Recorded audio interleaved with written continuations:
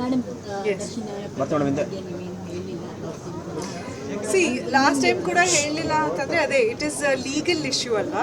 Of course ಎಲ್ರಿಗೂ ಬೇಜಾರು ಇದ್ದೇ ಇದೆ, ಇಡೀ ಇಂಡಸ್ಟ್ರಿಗೆ ಬೇಜಾರಿದೆ ಈ ಥರ ಒಂದು ಸನ್ನಿವೇಶ, ಈ ಥರ ಒಂದು ಸಿಚುವೇಶನ್ ಹಿಂಗೆ ಕ್ರಿಯೇಟ್ ಆಗಿರೋದು. ಬಟ್ ಲೀಗಲ್ ಆಗಿರೋದ್ರಿಂದ ನಾನು ಏನೂ ಮಾತಾಡೋಕ್ಕೆ ಅದ್ರ ಬಗ್ಗೆ ಸರಿನೂ ಅಲ್ಲ, ಮಾತಾಡಲೂಬಾರ್ದು ನನ್ನ ಪ್ರಕಾರ. ಸೊ ಲೀಗಲಾಗಿ ಏನೇನು ನಡೀತಾ ಇದೆ ಅದು ಎಲ್ಲ ಕರೆಕ್ಟಾಗಿ ನಡೀಲಿ, ಕರೆಕ್ಟಾದ ಹಾದಿಯಲ್ಲಿ ಹೋಗಲಿ.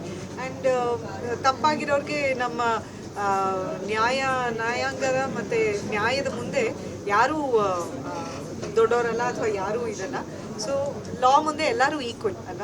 ಸೊ ಹಾಗಾಗಿ ನ್ಯಾಯವಾಗಿ ಏನು ಅದಕ್ಕೆ ಒಂದು ರಿಸಲ್ಟ್ ಬರಬೇಕೋ ಅದು ಖಂಡಿತ ಬರಲಿ. ಅನ್ಯಾಯ ಆಗಿರೋರಿಗೆ ಒಂದು ನ್ಯಾಯ ಸಿಗಲೇಬೇಕು ಅಂತ ನಾನು ಅನ್ಬೋದು. ಸೊ ಇವತ್ತೂ ಅದನ್ನೇ ಹೇಳ್ತೀನಿ, ನಾನು ಏನು ಮಾತಾಡೋವಂಥದ್ದು ಒಂದು ಏನಂತಾರೆ ಒಂದು ಡಿಸ್ಕಸ್ ಮಾಡುವಂಥ ಒಂದು ಸಿಚುವೇಶನ್ ಅಲ್ಲವೇ ಅಲ್ಲ. ಆ್ಯಂಡ್ ಲೀಗಲ್ ಆಗಿರೋದ್ರಿಂದ ಎಸ್ಪೆಷಲಿ ಇನ್ವೆಸ್ಟಿಗೇಷನ್ ನಡೀತಾ ಇರೋದ್ರಿಂದ I don't think we should talk about it.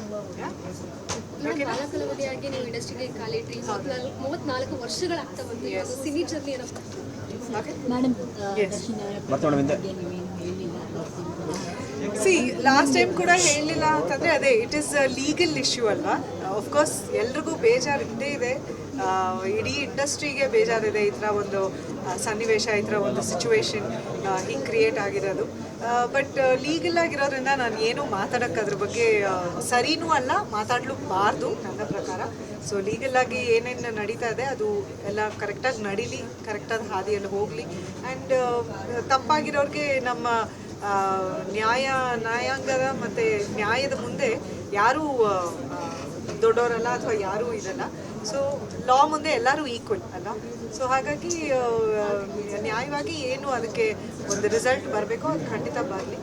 ಅನ್ಯಾಯ ಆಗಿರೋರಿಗೆ ಒಂದು ನ್ಯಾಯ ಸಿಗಲೇಬೇಕು ಅಂತ ನಾನು ಅನ್ಬೋದು. ಸೊ ಇವತ್ತೂ ಅದನ್ನೇ ಹೇಳ್ತೀನಿ, ನಾನು ಏನು ಮಾತಾಡೋವಂಥದ್ದು ಒಂದು ಏನಂತಾರೆ ಒಂದು ಡಿಸ್ಕಸ್ ಮಾಡುವಂಥ ಒಂದು ಸಿಚುವೇಶನ್ ಅಲ್ಲವೇ ಅಲ್ಲ.